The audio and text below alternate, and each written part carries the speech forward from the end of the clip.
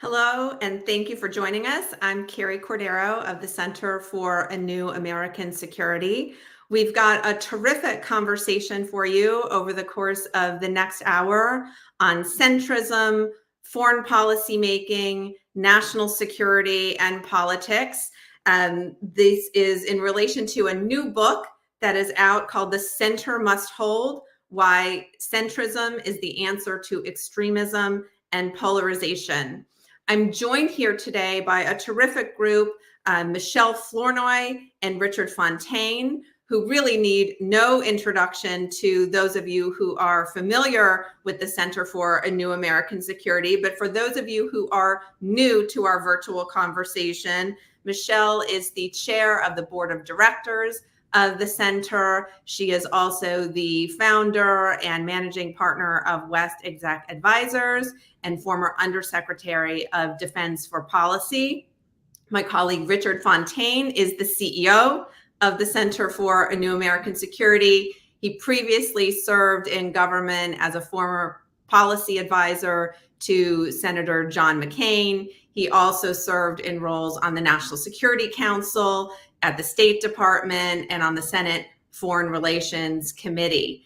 And we are all delighted to also welcome to the Center for New American Security Yair Zivan, who is the collator and editor of the new book, The Center Must Hold. Yair brought together just an incredible collection of political leaders around the world, government leaders, current and former around the world, journalists, scholars, philanthropists, just a huge group of people to write on the topic of centrism. Yair was previously foreign policy advisor to Yair Lapid, the leader of Israel's largest centrist political party. He worked with him for the past decade throughout his tenures as finance minister, leader of the opposition, foreign minister, and then prime minister of Israel. And he previously also served as international media spokesperson for President Shimon Peres. So I'm really excited to have Michèle, Richard, and Yair all here to talk about this incredible new collection of essays and thoughts and insights, and to talk about both centrism as a concept and as how we can think about it in a national security, foreign policy, and foreign affairs perspective about how it can actually be implemented. So welcome to all of you, and thanks to all of you who are joining us virtually for the conversation. Before we get started, just a very quick note for our virtual audience. This event is being carried live. It's being live streamed on the CNAS website and our social media platforms and channels. We will also post the video after the fact. And you can send us questions during the conversation through the chat box or on the X platform, formerly Twitter. And I will take a look at those as we continue throughout the conversation.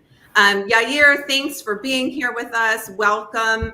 I want to start out with you. This book is a real collection of essays on centrism. Michèle and Richard have written a chapter focused on national security and foreign policy, but you have many other contributors, including Yair Lapid, Tony Blair, Michael Bloomberg, and this wide range of experts across an array of policy fields. Can you start us off by just talking about your general framework for centrism and why it matters now? Sure. So first of all, thank you for having me here, and I really appreciate the opportunity. And it's an opportunity to thank Michèle and Richard in front of an audience for their contribution to the book and the excellent essay that they wrote on national security, which I think is a really important contribution to the book, but also to the debate more broadly. I'll say very briefly what the idea behind the book is. There were two theses that I ran with the book at the same time. One is there is a thing called political centrism. We can identify it. We know what it looks like. There's a set of values that it is based around and built around. And we don't have to get into all of those, but things like equality of opportunity and liberal patriotism, an embrace of complexity, an embrace of some of those words that have fallen out of fashion, like compromise, pragmatism, moderation, nuance, a defense of liberal democracy and being the place where we make the case for the fact that liberal democracy is good and it's actually the best system of government that we've probably ever had, and we need to defend it and protect it and the institutions. That's the first bit.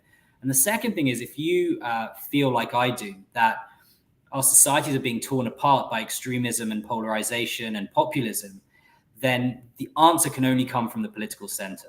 The answer to a rising populist right cannot come from an illiberal populist left. And in countries where we see those two as the only options, we inevitably see chaos and I think a lack of progress. So if we want to fight back against those trends, the way to do that is from a strong, passionate, articulate political center. And I think that's what we have in the book, people who feel passionately about those values and are willing to fight for them. I'll say the one thing that the center isn't as well, it's not the middle.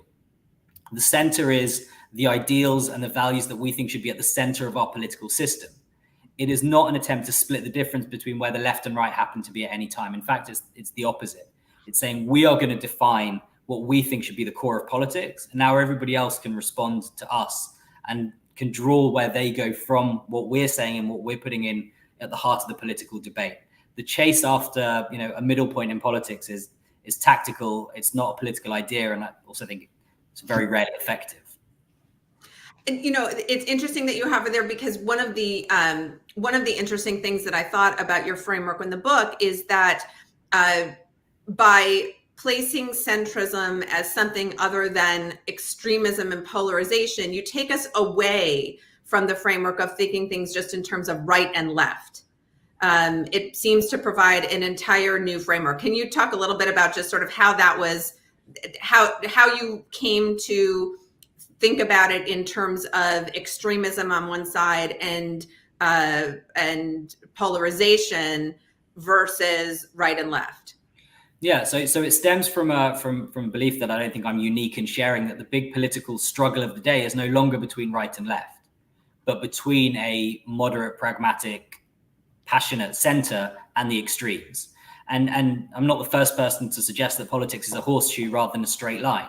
And you see it perhaps in foreign policy and national security in the US today more than on almost any other issue, where the far right and far left meet and sometimes are indistinguishable. I've obviously been following the Israel debate very closely, and there are texts that if you remove one or two words, you wouldn't be able to guess if they come from the far left or the far right anymore. And you have some of the most far right commentators in the US with some of the most far left commentators in the US agreeing on Israel and the Jews in a way that is incredibly troubling. And so the framework says actually the fight today is no longer between those two models, partly because a lot of those things are outdated. And Tony Blair's essay talks about why the idea of small state versus big state is not really the central debate of our time anymore. And so I think actually the framework that we're putting forward is one that says it's the center against the extremes. And if we take that out to international affairs, international security, it's also about people who fundamentally believe in liberal democracy in a very broad sense. And there's plenty of scope for different political views within that versus those forces who are trying to take liberal democracy down. And it's worth just saying, for clarity's sake, two very quick things. One is, what is populism? And populism is always the attempt to divide us into two groups. There's an us and a them, real Americans and immigrants, working class and elites, normal people in the deep state, oppressor and oppressed. It doesn't really matter what the division is, but there are two groups. And I, as the leader, am the authentic representative of the group that is downtrodden, right? That is what populism does everywhere in the world. And extremism, which is also important to stop and define, is not every view I don't like. Extremism is people who are trying to take apart the system that we live in, who are trying to undermine the foundations of the system in a destructive way. There is plenty of scope within my view of centrist politics and how centrist politics should adapt for all sorts of views that I don't agree with and I can take on in a political context that are neither populist nor extremist. But those two forces, I think, are the ones that are the most destructive to our societies today. Richard, let me come to you for some historical context. Drawing on you and Michelle in your chapter focused some on the comparisons to 1945 to the middle of the 20th century. And one of the things that you write is that abandoning the centrist consensus, and your chapter, I should mention, was focused on our space that we do at the center, which is national security, foreign policy, and defense. But you both write that abandoning the centrist consensus would, quote, invite a world that we've seen before. In other words, everything isn't new. Like sometimes in our modern discussion, our political discussion, we like to think that everything is new. But really, you can look back through your historical lens. So can you tell us a little bit, like, if the center is abandoned, if what Yair is proposing doesn't work, and those who are supporting liberal democracies on the world are not successful, what would that world look like? I know that you can look back to the 20th century and pick out some examples, but can you articulate for our audience a little bit here what some of those historical examples would be? Yeah, well, first I'll describe what seems to me to be the center, without which we would be going back to more violent, more impoverished, less free time. There's really three principles that have enjoyed widespread acceptance in many Western democracies, especially in the United States since 1945. First is to keep the peace. We want strong alliances underwritten by a powerful U.S. military and troops stationed abroad. Second, to increase prosperity. We want an open and more integrated global and economic system and progressively freer trade. And third, to defend freedom at home and abroad. We want to have a disposition in favor of human rights and democratic systems around the world. And those have generally been objectives that have been shared by Republicans and Democrats and other countries as well. And where there have been debates here, it's largely been over the means necessary to attain those. So how big a military do we need, and how much defense spending, and how much free trade, and with who, and what's the best way to support democracy and human rights? What do you do with friendly autocrats? It wasn't whether those objectives themselves were right or wrong. And the problem with rejecting those objectives, and they are coming under a lot of pressure and disagreement today, is that they didn't just fall from the sky. They were a direct response of the first half of the 20th century, which saw the rise of the greatest world wars in human history, the greatest depression in human history, and autocrats who thought that they could take over the world, or at least large parts of it. And the people who put these policies into place afterwards decided we never want to run that again. We don't want to see this movie again. And the past 80 years have been much more peaceful, much more prosperous, and much freer than the 30 years that preceded it. So we sort of abandon those centrist objectives of our foreign policy, however much we might debate about how to attain them, I think at our peril and the peril of others. Michèle, I want to bring you into the conversation. Michèle Flournoy, former Undersecretary of Defense for Policy and Chair of the Board of Directors at CNAS. When you think about this from the perspective of world leaders, how do they take what Yair is describing as bolstering the center and really having a proactive, not just having a movement that responds to a populist movement or that responds to an extremist movement, but really having the center articulate in a more clear way what it stands for and what it's trying to achieve? How do we take those concepts and apply them in practice of, sort of putting on your hat from a senior policy leader who engages with counterparts all around the world? How do we implement this? How do we take it from the theoretical and implement it in the policy space?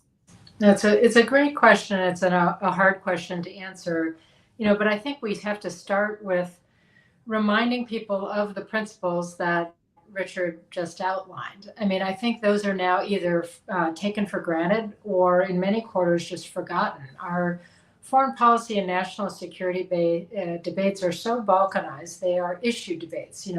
What's your stance on aid to Ukraine? What's your stance on Gaza? What's your stance on, Russian behavior here or there, or Chinese behavior vis-a-vis Taiwan? And so I think the first job of leaders is to remind people of the rules-based order. Why did it come into being? What has it delivered for people? Where do we need to adapt it to new situations, new facts, new dynamics? But to sort of elevate the debate back to let's reaffirm what the principles that we care about are. And then in that context of those larger principles, we can start to have the debate about how best to achieve them in, a new era that we're facing, which does have many realities that are different from the era in which these principles were first articulated. So I think that's the first thing. And that means leaders, first of all, they have to talk among themselves at this level. But they also need to engage their populations, their citizenry, to talk about what's really important here. What are the key objectives of our foreign policy, of our national security efforts, before we get into the eaches of specific questions. And then I think there's a lot of engagement because this is happening in a highly polarized environment. You really have to sit down and engage people and hear them out, try to get some consensus on the facts, which is no small challenge in our world today with social media and everybody has their own facts. But to really engage people and try to kind of reinvigorate support for these what should be animating principles of our foreign policy across any number of individual issues. Thank you for that, Michèle. Yair, the book, we're here to talk about primarily the national security foreign policy side of things, but the book is more general in terms of its discussion and its proposals. You have contributors who write on topics that are economic related, energy, education. Obviously, the economics and energy is also inextricably intertwined with our national security issues as well. But there is a more broad focus as well to policy areas that are not focused on national security and foreign policy. As we're thinking about the national security side of things, the one thing that we talk about at the center a lot is a bipartisan consensus. And Michèle was talking, and Richard were talking as well, a little bit about the fact that traditionally there have been sort of some big concepts where there have been, at least in US politics, a general bipartisan consensus. When you think about centrism in the way that you are trying to bolster it in the public conversation, is there any space? Is centrism and consensus the same thing, or is there a difference that we should be thinking about and aware of? No, so I don't think centrism and consensus is the same thing, but I think one of the things you try to do in the political center is to build a consensus around issues that you feel are important. So Richard laid out the three kind of principles of national security that we should rally around. I think one of the things that was interesting in what Richard said, just as an aside, was this concept of at home and abroad. The idea that national security and foreign policy isn't something that happens far away; it's something that happens here. And then you said, the energy and economics, which are a core part of national security as well. Those divisions don't really exist in our world anymore. The things that we do outside have an impact domestically as well. So I think it's about what centrism tries to do around these issues is first of all, and Michèle alluded to this as well, is to create some kind of basis of fact that we can make decisions around, right? A genuine understanding of what's happening. And then one of the words that I talk about in the book a lot and that other people talk about that we try to get back is also the idea of compromise, being a positive rather than negative. So being willing to say, okay, maybe what I would want is up here, but I'm willing to go down a little bit if that allows me to broaden out the consensus that I have around an issue. I'm willing to step back a little bit on something I care about to broaden out the amount of people that can support my initiatives. As we get more polarized, on the one hand, that becomes more challenging. On the other hand, it becomes more important because we need to be able to build those broad consensus. Look, I'm one slight kind of correction, I guess, from my introduction. I still work for Yair Lapid, so I still work in Israeli politics. And it is in our national security interest to be able to build bipartisan consensus around Israel, whether that's in the US most importantly, but also in other countries as well, to try to build as much of a consensus around the issues that we care about. Because foreign policy and national security, I think in particular, are beyond just your control. It's not just what you do in the country. There are so many other actors around. Being able to build something that is sustainable over time, and that inevitably requires a consensus, is really important. You just can't have an effective national security policy or foreign policy that shifts from one side to the other with every new government. And so on this issue in particular, I think that consensus building becomes an even more important part of what centrists try to do. Let me come to you, Michelle, and then Richard, I'll ask your thoughts as well. Hovering on this concept of consensus, one thing, if I think about US politics, one of the things that our national security community is often accused of is sort of in derogatory terms. Some people call it the blob, others call it the deep state, but sort of the perception in our political dialogue these days in the US that the national security apparatus is sort of out there doing its own thing, and that there is this sort of general way that things are supposed to be doing, and that prevents creative thinking, that prevents new thinking. Michelle, how do you think about the prospects for being able to create and work in what is a centrist foreign policy approach without falling victim to consensus for the sake of consensus? Like, does the consensus necessarily result in good policy making? Yeah, well, I think, the concept of the deep state or the blob is great for a B-rated science fiction movie, but it doesn't really work like that in Washington. First and foremost, because, in a divided government, whatever the executive branch comes up with still has to go, they have to go to Congress to get it funded and implemented and so forth. And so I think that is it's a characterization that doesn't bear a whole lot of resemblance to reality. But I think, in my experience, I think the best decision-making I've seen in the Situation Room or beyond is it starts with not only a tolerance of dissent, but a solicitation of dissent. Like, I remember getting intelligence briefings where it was, such and such may or may not happen, and we have low confidence. And I'm like, well, that's just really not very helpful. And what you'd find if you peeled the onion is a huge debate happening inside the intelligence community, but they didn't want to actually air their differences. So creating an environment where, no, we really want to hear what are the different points of view? Why are you assessing risk differently? If we're moving towards a policy consensus too quickly, someone in the back row, it's your job to raise a hand and speak up and say, well, wait a minute, have we thought about this? Or what about that? We're ignoring this aspect of history. We're not thinking about this problem that's related. But to create a command climate or a decision-making climate in which dissent is welcomed and solicited, and you're really sort of fully exploring the situation space and the question of how to manage risks that may exist with the policy direction you're taking. And then when you move beyond the executive branch, engaging the key stakeholders in Congress, the key stakeholders in anybody who's going to have responsibility for resourcing or implementing a policy to really get their perspective and buy-in. And what I've found watching this over, many years, my one example was when sequestration was passed and we had to take, $500 billion out of the defense budget over 10 years. Well, that required going back to the drawing board, right?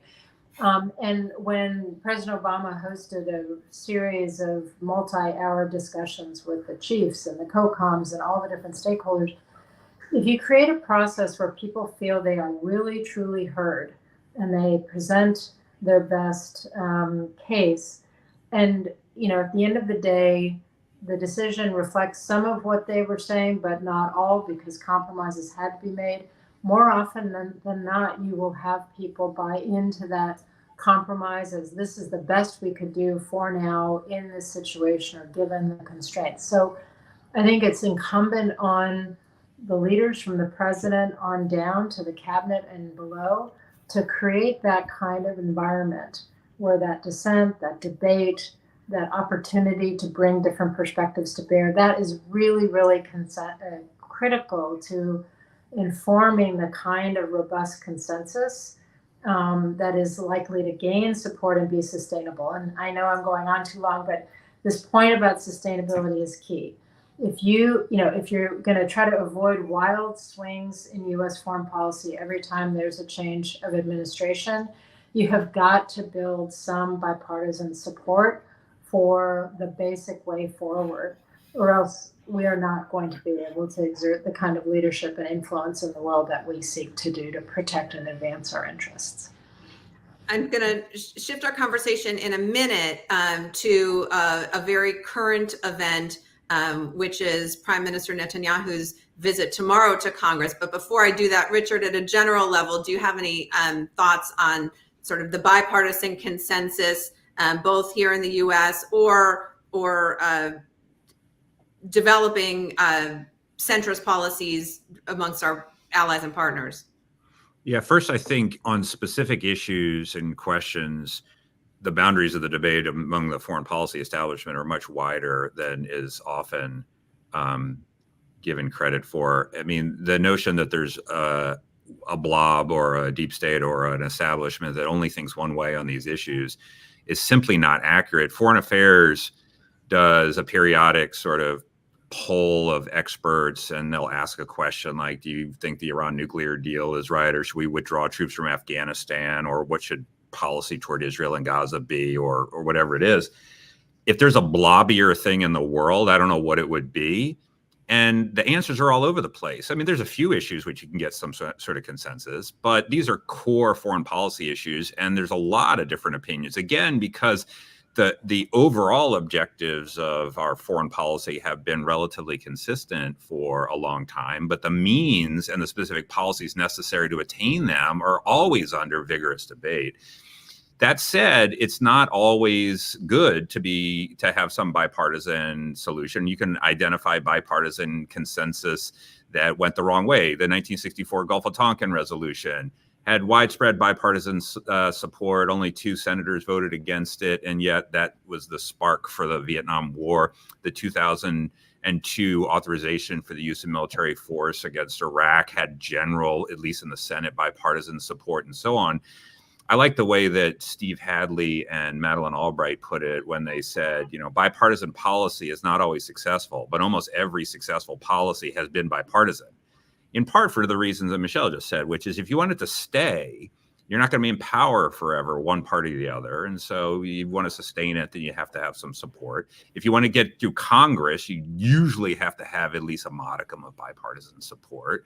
And, that also can tend to push things toward a more sensible centrist position as opposed to, a wildly ideological one. And so, that's why it's important not just to sand down the edges of the debate, which will happen and should happen anyway, but rather to identify those solutions that will be enduring.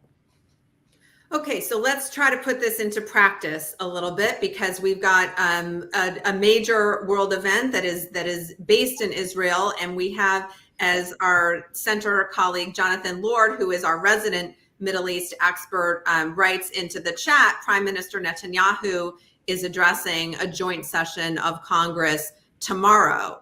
Yair, I noted as a old-time counterterrorism lawyer, I noted the chapter in the book by Jonathan Evans, who was a former director of MI5, and he wrote the contribution to your book that's focused on counterterrorism. He was drawing in his essay on issues related to Northern Ireland and the Troubles, as well as the post 9/11 era of counterterrorism fighting Al-Qaeda.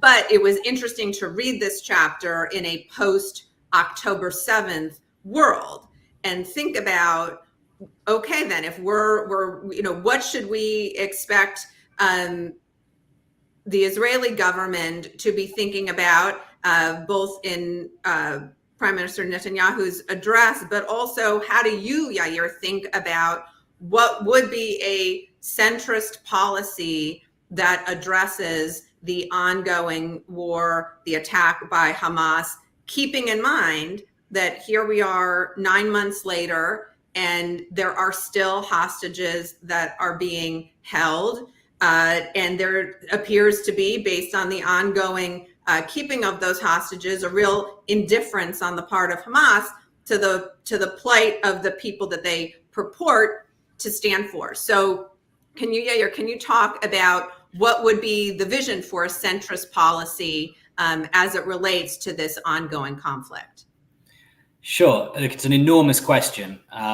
Try to break down some of the different elements of it. And I'll just say a general comment before. One of the reasons why I'm so passionate about the defense of liberal democracy is because I think that is what allows us to have the kind of debates that allow us to create the best policy at the end, because it creates that environment I think that Michèle was talking about. A few things within your question. Netanyahu's speech to Congress. One, I have to say, I'm not expecting anything particularly dramatic. I'm not expecting him to say anything that will surprise us. I think he will try to put issues on the agenda that are important, the hostages, Iran, but I don't really think we're going to see anything that will dominate the news agenda, not just because there's some other big things happening in the news agenda at the moment, but in general, I don't think there's anything particularly there. And from an Israeli perspective, the Israeli public is really focused on one major issue, and that is bringing home the hostages. It is, and it's important to try to understand this away from just the moral argument, and the moral argument's really important, which is the state failed to protect these people and it has a moral responsibility to bring them back. But there is also a social argument, I think, which is to say it is a core part of our national ethos is that we bring people back. And if the government decides that it is abandoning that element of our national story, our national ethos, without really any serious debate about it, has decided that that's suddenly not something that's so important, that has long-term implications for Israeli society and for relationships between citizens and state and between citizens and citizens, I think, in Israel. So that, I think, is the most important part of it. Look, in terms of the conflict now, and it's always difficult when you're in the opposition at times like this, I think. One of the things that happened on October 7th was that Yair Lapid went to meet with Netanyahu and said to him, let's create a national unity government, get rid of Ben Gvir and Smotrich, get rid of the two most extreme elements in the government, and instead I will come in with my 24 seats, and Benny Gantz will come in, and Avigdor Lieberman will come in, and we will create a broad national unity government. The reason for that was not political, it was national security, which is to say, he believed at the time, and I think has been borne out by events since, that we cannot win this war with the extremes in the government. The things that they want to achieve are not what we should be looking to achieve or are achievable in this war. That's the first thing. The second thing is, and this, I guess, goes back to the issue of complexity. Anybody who's ever dealt with the Middle East has been in one of those conversations where somebody says to you, but it's really easy. It looks like. And you kind of say, yeah, it's really easy. It's really straightforward. We can do it in a tweet and we're all just too dumb to know how to do it. It's possible that it's more complicated. And part of that complexity is the trade-offs that we have to make. And we are at an incredibly difficult junction in terms of the trade-off that we have to make now. Bringing home the hostages requires stopping the war for a period of time, a long period of time. That is where most of the Israeli public is today, including paying the very high price that we will have to pay in order to bring home the hostages. The deal that is on the table today is one that the majority of the Israeli public supports. The last polling I saw was about 60-65% of the Israeli public supports that deal with all the costs that come with it. That's one part of it. The second part is the bit that this government has failed to articulate, which is, what is your vision for the day after? What is it? Where is it that you want this to go? And I will say three very, very quick things so as not to talk about this too much. One, strategic victory here for Israel is, first of all, obviously the defeat of Hamas as much as possible and the return of the hostages, but it's also, is our position vis-a-vis Iran and the greater region stronger or weaker at the end of this war? And the way to make it stronger goes through Saudi normalization and through building up our relationships, and not only through military strength. Military strength is important, but it's not the only factor. The second thing is there has to be a strategic decision about what we do in the north, which is to say we cannot continue with 70, 80, 90,000 Israelis internally displaced without any sense of how that's changing. The education minister today announced that the school year will not be starting on September 1st in northern Israel, and children will not be going back to school. That is an admission of defeat. and of a lack of strategy about how we solve that situation. And the third one is, what is it that we want Gaza to look like the day after? And here, Michèle and Richard, I imagine will agree, there are no good options for Israel in Gaza. There isn't an attractive option that we look at. There are a series of not very good options, and we have to choose from amongst those the one that is the least bad. Hamas control is not acceptable. A constant Israeli reoccupation of Gaza is not acceptable. Chaos is absolutely not desirable. And that leaves us with using whatever exists of Palestinian Authority adjacent forces in Gaza, building an international coalition around that, and putting in place a different governance structure for Gaza going forward. And so I don't think I think that is the centrist position in Israel today. And I also think it's one that is consistent with the centrist values, right? The complexity of this situation and trying to deal with it in the most pragmatic way possible. Let me come to you, Richard, and then Michèle. Richard, counterterrorism policy has been a central component of American defense and foreign policy for the last 20 plus years. Do we have any lessons learned, or how do you think about the current situation that Yair just laid out in terms of the various objectives, the objectives of getting hostages released, the objectives of defeating Hamas, the objectives of thinking about what Gaza looks like for the future? How do you think about that from a policymaking perspective? Yeah, maybe just a quick thought on the lessons of the war on terror. I worked for Senator McCain for a number of years, and he was absolutely ruthless in his desire for the United States to eradicate as great a terrorist threat around the world as possible. But he was also viscerally opposed to torture, which at one point was an element of our counterterrorism policy. And he was against it for moral reasons and ethical reasons, which I think absolutely bear up. But when we had torture as an element of our policy, it did some other things, which had nothing to do with moral arguments. They divided the very people that you would need to put together in order to have a successful counterterrorism campaign. So if you look at the record, for example, once the CIA started putting together the black sites and their so-called enhanced interrogation techniques, the FBI said, "Well, we're out. We're not working on this anymore. We can't be part of this." A war on terror that didn't include the FBI, that's not good. Then you had the other agencies that either didn't know what was happening or declined to be part of it. And then you had other governments that said, well, hold on, we can't be involved in this particular operation because we think this runs afoul of our own ethical guidelines or our laws or something like that. So now you have the FBI not part of it. And now you have other countries wondering whether they can actually be part of something that is worldwide in scope and with which we need allies and so forth. And that's all before you get to the moral arguments or the support of the American public. So that's an example of which, if you veer too far off of, a sensible center course that can attract the support, not of two different political parties necessarily, but of various constituencies that you need to solve your national security problems, then you're going to be in trouble pretty fast. And, so I think that's one big lesson. We can get into the how do you solve Gaza stuff as well, but I'll cede that for a moment. Michèle?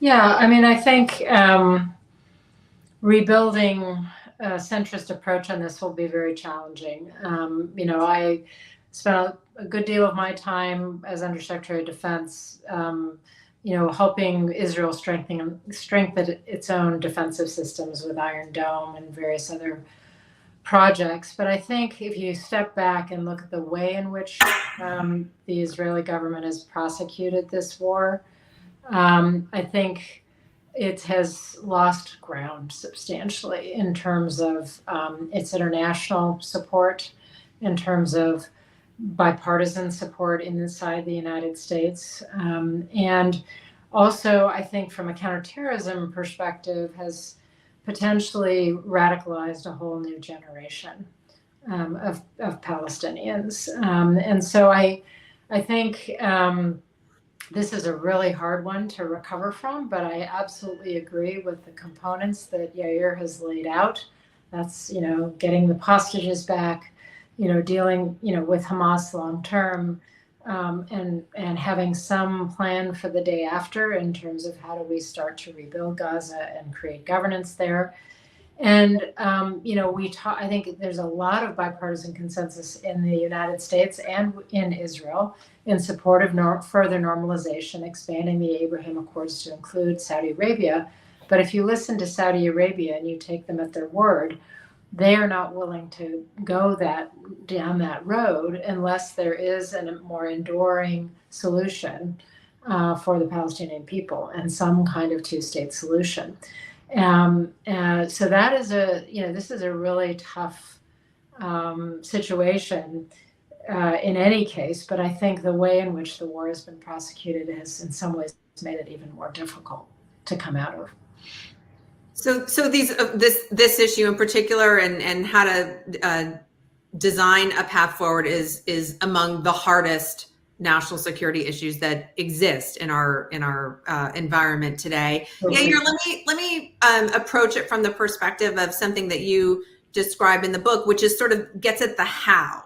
So if we shift off of this particular acute crisis, you spend some time in the book in some of your writing in it specifically, talking about how world leaders interact with one another. And I think you make the case for really modernizing the way that our institutions and our leaders across the world, both allies, partners, and those who have many disagreements, how they go about working on these types of hard issues. One of the things that you point to is just based on the modes of communication that have changed over the last years and the increasing way that people communicate in different ways digitally, that you find that in your experience working in the Israeli government, that some of the smaller personal meetings, that personal in-person touch, whether it's over meals, whether it's a retreat, sort of those small gatherings when staff is told to get out of the room and it's just the leaders who are there together, that you saw value and productive decision-making and plans come out of those. Also, both at the leadership level and at the staff leader levels, just the way that people now, they text each other, they WhatsApp each other, they communicate in a much more direct way as opposed to relying on some of the clunkier institutions of statecraft. So can you expand on that a little bit, sort of from your experience, and then I'm curious about how that can be adapted to facilitate policymaking. So yeah, first of all, I mean, I think it runs the risk of sounding a little bit structural rather than substantive, but I actually think there's a really important substantive point to it.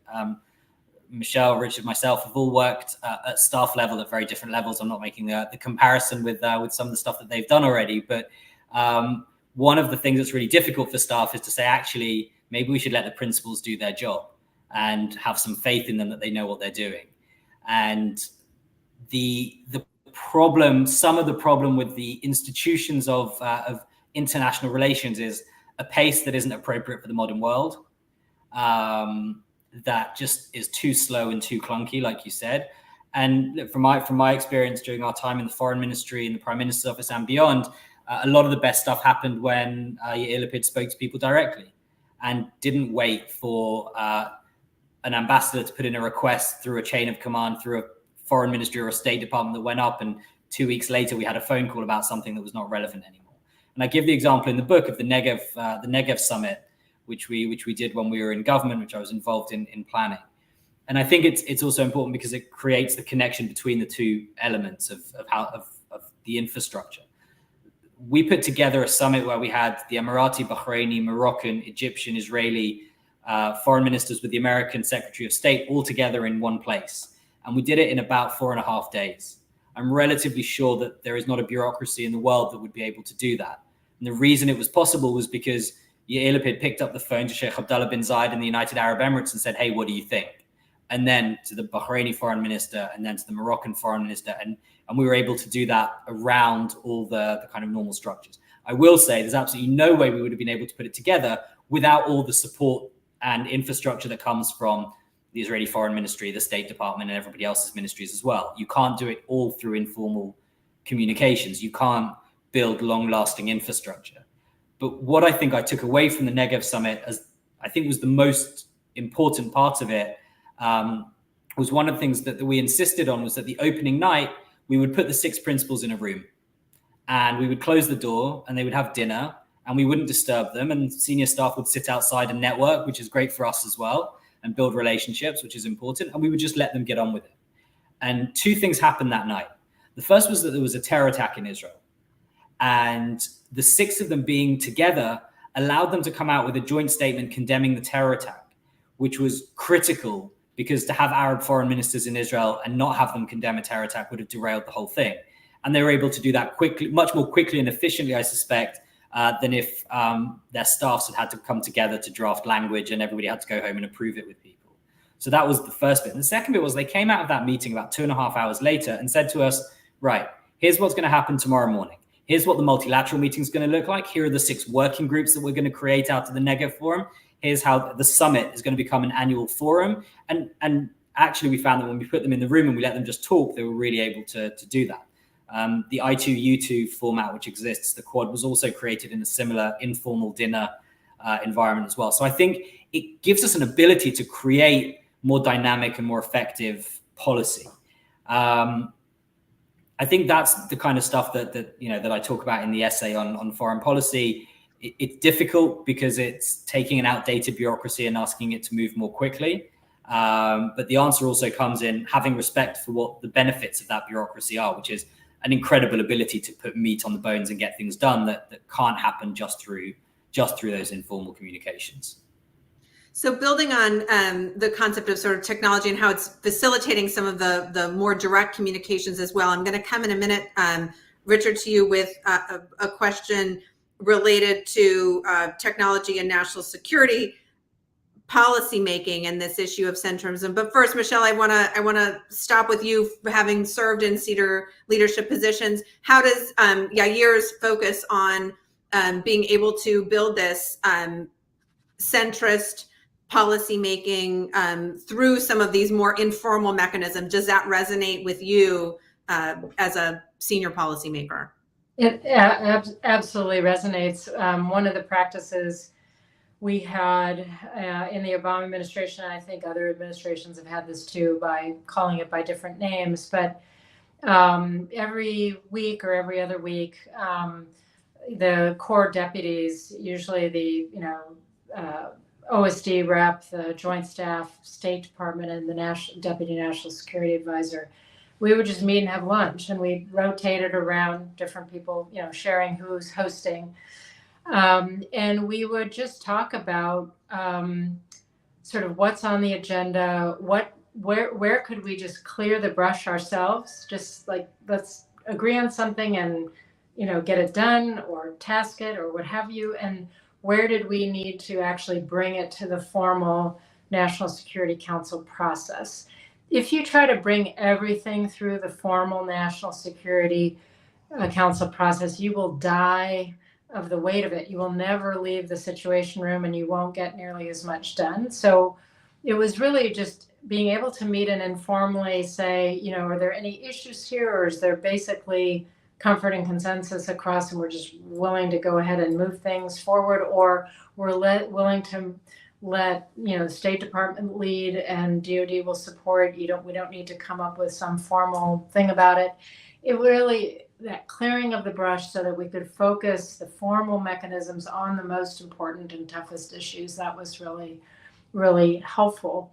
And I would say, much to the chagrin of my legislative affairs people, I preferred informal outreach to people on the Hill as well. Like if I could build, talk about an initiative early and make people on the Hill feel like they're plank holders and shaping this and designing it and moving it forward. Oftentimes we got a lot more done that way than waiting until it was perfected in the interagency process and then lobbing it over at a very late stage over to the Hill, and then you get a sort of not invented here, what's this, why didn't you consult with us, why didn't you talk to us, we have ideas for how this could have been done better. So I really do think it's an essential part of kind of good policy making. and certainly very supportive of the notion of building that consensus for sustainable policy from the center out. Carrie, Thank maybe you. I'll just add just two examples that I have seen that are in the realm of what Yair and Michèle were talking about, which are small things, but actually can have some consequences. They seem almost mundane, right? So way back when I was working on the National Security Council staff, the APEC, the Asia Pacific Economic Cooperation Summit was coming up. And, like most multilateral summits, all the leaders are around big table and they all sit in alphabetical order and they have their placards there. We developed what we called the Strategic Seating Initiative, which was with every session, everybody moved. And so you were always sitting next to different leaders for the duration of the day or the day and a half or whatever it was going to be. And you had this informal time. So, one day you're next to the president of China, but the next day, Papua New Guinea is a member of APEC. And so, sitting next to maybe the president of the United States. And so, it was a little modest effort to try to do a little bit of what Yair was talking about. And then also, which seems mundane, but actually I've seen be remarkably effective, is members of Congress travel together outside the United States. And they often do so with people from the other party, every now and then with people from the other chamber, although that's rarer. And, human beings and, believe it or not, elected members of Congress are human beings too. And, they naturally want to define us and them, right? But the us and them shifts depending on the context, right? So when they're back in Washington, the us is the Republicans and them is the Democrats, or us is the Democrats and them is the Republicans. Sometimes us is the Congress and them is the White House.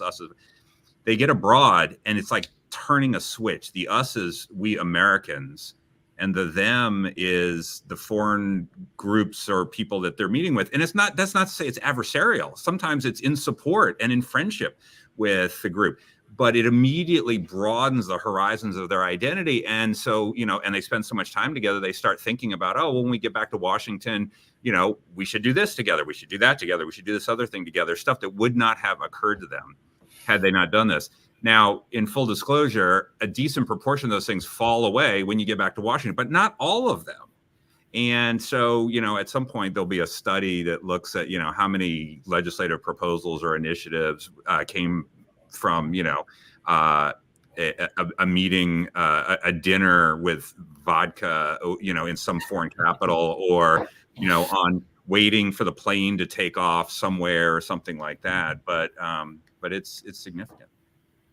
So we are quickly winding down on our hour. So for our last question, Richard, I'm going to stick with you and sort of widen the lens again to this big picture of centrism policymaking that Yair has laid out. And then I'll come to Michèle for a quick thought, and then I'll give Yair the last word. But Richard, one of the things, and one of our viewers has noted this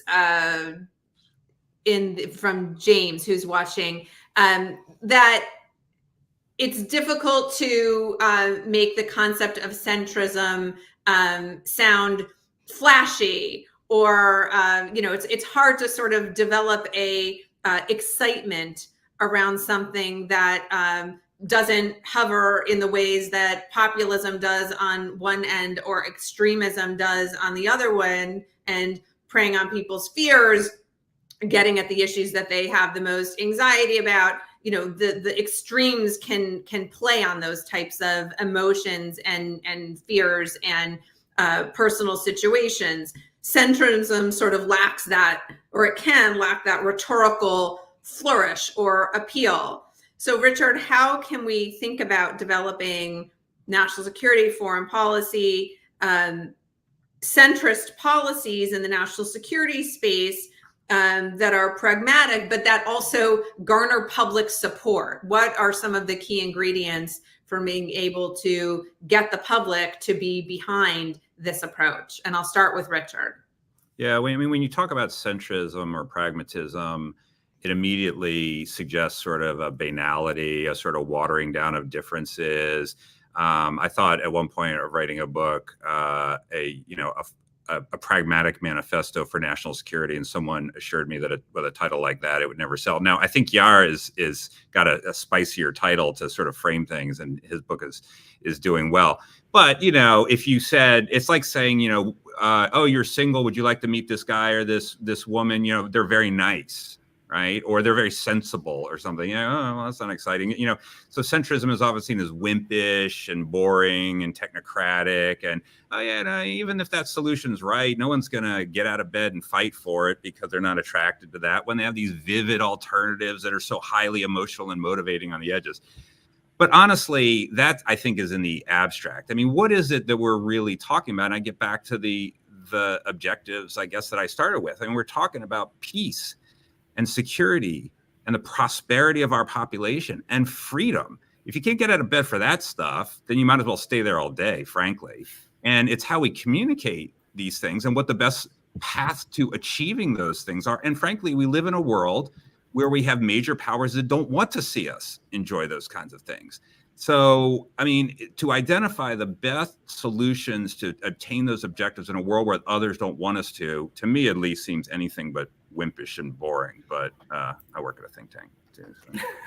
Michelle, I agree that, you know, going back to first principles and reminding people what are we really talking about here is important. But I also think emphasizing that this is how we deliver in a democracy, in a divided government. We deliver by building consensus, by avoiding the paralysis that comes with just holding on to and, you know, the extremes and speaking more loudly to drown each other out. You know, I mean, the way we deliver for the American people and for our allies and for other like-minded states is through making pragmatic, fact-based policy that delivers on these principles and these public, you know, these goods, these objectives that Richard's described.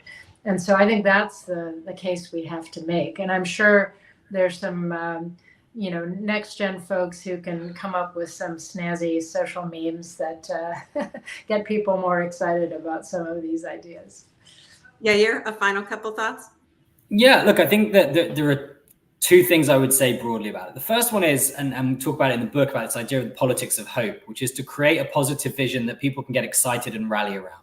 So when you give people something that they can feel a part of that is positive and exciting, as opposed to the kind of doom and gloom that I think we suffer from in our politics, that's one part of the answer of how to get people excited. The other is to stop being apologetic about ourselves. Right? Centrists are terrible at celebrating victories. If you ask people who won the election in the UK a few weeks ago, there's a sense that it was the Reform Party, who have 5 members of parliament in the UK today, rather than the Labour Party, who delivered a landslide, because there's this kind of slight uneasiness about saying, actually, centrists won. They won the argument, they won the election, they did really well. So that's, I think people want to be on a winning team and want you to be confident in that. The other thing is we just have to do it, which sounds maybe a little bit simplistic, but is the answer. If we are not willing to fight for the values that we believe in, if we're not willing to say, I am every bit as patriotic as somebody to the right of me. I refuse to give grounds on love of country to somebody just because they're on the fringes, or on empathy and caring for people just because they happen to be on the far left. And so if we have to show, and it's not something you can say, it's something you have to show in the way that you do your politics, that you are as passionate, as committed, as willing to fight for these values as the people on the fringes are. And I think that's one of the ways you get people excited. And I always give the example of the first tweet that I put out about the book. And within 20 minutes of putting a tweet out about a book about centrism, as you can imagine, Twitter being the hospitable place for sensible discussion that it is, I was called, you know, a Nazi and a communist, depends on who was offering the very learned critique of the book they hadn't read yet. Now, one option is to say, I don't like it, and I'm going to hide under the table. And the other is to say, I'm going to fight back against it. If we are willing to be passionate in our fight back against the extremes and against the populists, I think we will very quickly see that people are more excited about lining up behind us. So we have to have that confidence and that passion in ourselves, and others will come. The book is The Center Must Hold by Yair Zivan and a wide array of contributors, including Richard Fontaine and Michèle Flournoy. Thank you, Yair, Richard, Michelle, for joining us for this really important conversation. And thanks to all of you for joining us as well. Thank you. Thank you.